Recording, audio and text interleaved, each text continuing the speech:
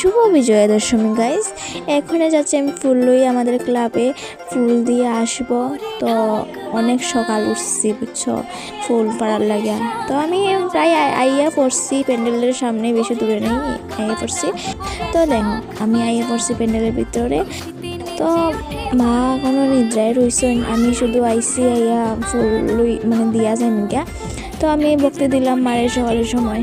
ওখানে দিয়ে আইসি মা দুর্গার ফুল, তারপরে চুল আইসি কারণ ঘরে লাগিয়া ওরা তো লাগবো।